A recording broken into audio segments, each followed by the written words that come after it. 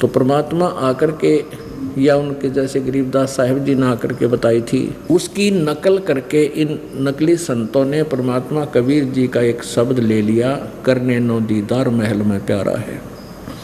उसमें 32 कली है। उसके आधार से इन्होंने सतलोक तो सुन लिया और अगमलोक अनामी लोक भी पढ़ लिया, लेकिन वहाँ जाने की विधि इनके पास है नहीं।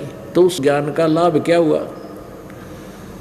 अब मान लिया आपको बता दिया भाई आपका ये रोग है और औषधि मिली नहीं, तो उस जानकारी का लाभ क्या हुआ? तुझे रोग ये है, रोग का भी पता चले, औषधि भी सही मिले, तो आपका कल्याण हो। तो इन नकली संतों पंथों के पास दो तीन पंथ हैं, राधा स्वामी पंथ, धन धन को सतगुरु पंथ, ये जय गुरुदेव पंथ और ये ठाकुर सिंह वाला पंथ, ये सारे नकली पंथ हैं। इनमें नकली 5 नाम दिए जाते हैं।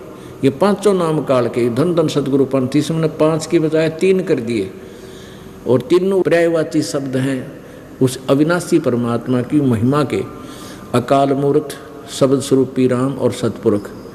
अकाल मूर्त का अर्थ है जिस परमात्मा की मूर्ति यानी साकार शरीर का कभी नाश ना हो, कभी काल ना आवे।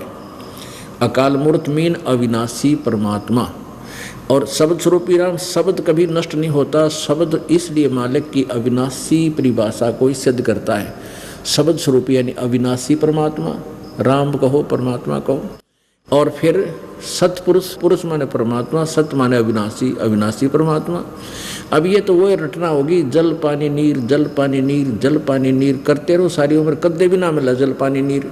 जल कहो चाहे पानी कहो चाहे नीर कहो, वो मिले कैसेगा? ऐसी रटना से नहीं, उसकी विधि अलग है।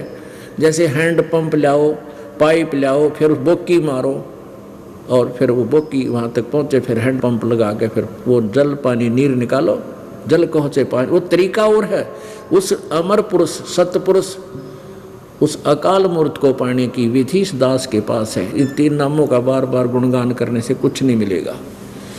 ऐसे ये 5 नाम देते हैं, राधा स्वामी वाले, जय गुरुदेव वाले, वो एक ही कुएं का पानी है ये सारा। वैसे धन धन सतगुरु पंथ, सच्चा सौदा सरसा वाला, जगमान वाली वाला,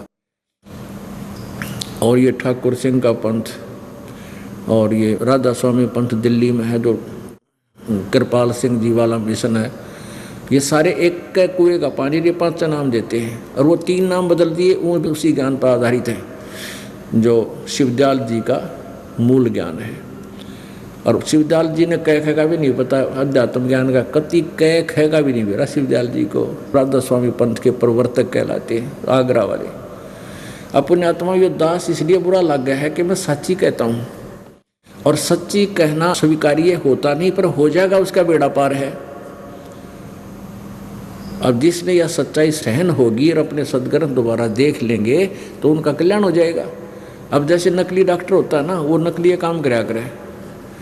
जैसे एक भगत का मारा चोट लग गई थी, काफ़ी साल पहले की बात है, एक बूढ़ा सा रहा करता, तो एक नकली डॉक्टर दौरा जाता, वो जाते बूढ़ा कहता है मर गया। वो बूढ़ा हाथ आदमी था जिसका चोट लगी, भाई मर गया। वो छेड़ता, तो क्या करता, पट्टी तारी, वैसे ही दवाई डाली, पट्टी नौ की नौ बांध के भेज देते। 1 महीना हो गया, उसका कोई आराम नहीं।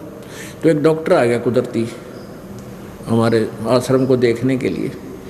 वो बोला बूढ़े क्या हो गया जी, इसके ऐसे पैर में दर्द, 1 महीना हो गया, चोट लग रही है, ठीक नहीं है।